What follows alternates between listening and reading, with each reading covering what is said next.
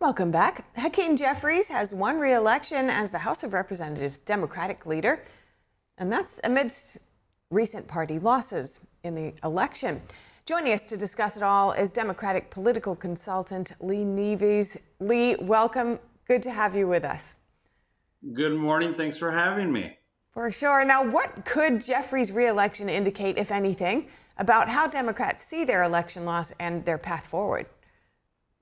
Well, I think, they see Jeffries as a stable leader. And let's face it, the House majority, it's not like it was a landslide for the Republicans in the House. The majority is very, very slim. It's going to be a 3 or 4 vote, if that majority. And so on that respect, Jeffries was able to really stem the tide of losses that you did see across the country for Democratic electeds. And they saw the stability he had in there, the fact that he basically ran even as far as races go, and they want to keep him as leader to build towards 2026. Yeah, so as we enter a new administration, how do you expect Jeffries to navigate through the Democratic Party's now reduced numbers in Congress and minimized mandate more generally? Well, it's his job to, stand up and be the loyal opposition, but it's also his job to really kind of expound the Democratic Party's principles in regards to the policies that the Trump administration will try to push through. And, the reason Democrats lost, especially at the top of the ticket on November 5th, is because there was really a lack of focus on the working class, a lack of focus on the middle class, a lack of focus on economics, and the fact that people were feeling economic pain. And I think it's going to be Congressman Jeffries' job to say, hey, here's what the Democrats have for you as an alternative. Here's how we are going to make your lives on those tabletop checkbook issues better as an alternative to what the Trump administration is trying to push through.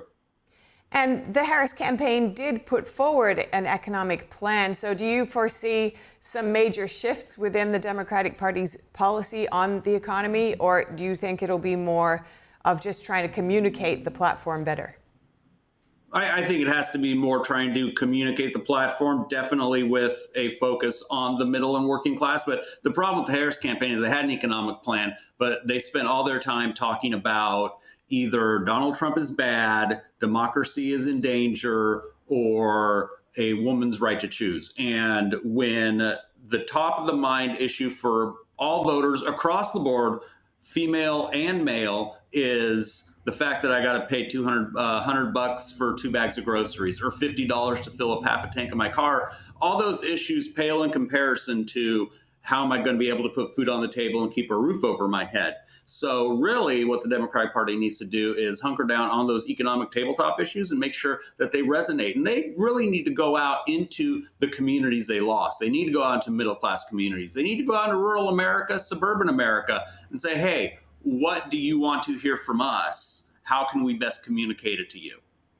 All right. And on another note, a former Maryland governor, Martin O'Malley, is the first to announce a bid for DNC chair. There's been another bid since then. But what's your response initially to this first hands up? You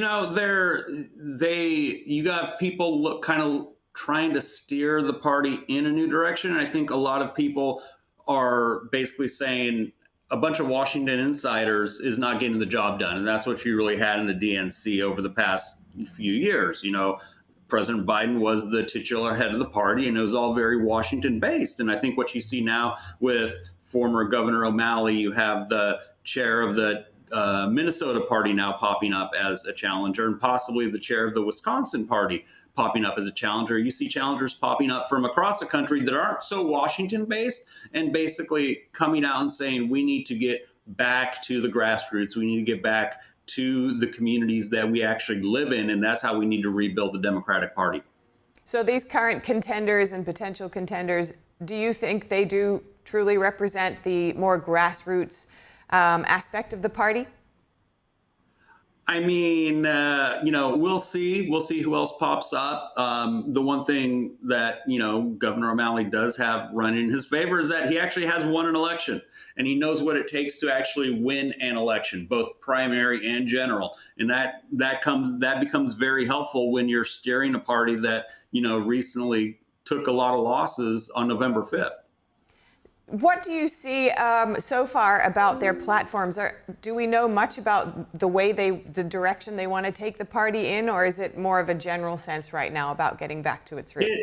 Right now, it's more of a general sense. It really is more of a general sense, especially with what I've seen and heard from former Governor O'Malley. It's, let's take it back to the grassroots and let's talk about those economic issues that we lost on November 5th. And that is very heartening to see. They're oftentimes, especially when you lose, when you think you're going to win, to blame it on other things. And I've seen it on other networks. You have pundits out there saying it's because Republican voters are racist or Republican voters are sexist and they didn't vote for Kamala Harris because she's a woman. No, they voted for Donald Trump because Donald Trump spent his time telling voters they were right, and the Democratic Party spent their time telling voters they were wrong, to worry about the economy, to worry about those pocketbook issues. So it's very heartening to see, especially at least in former Governor O'Malley's case, to see him come out and say we need to focus on those middle class, working class economic issues.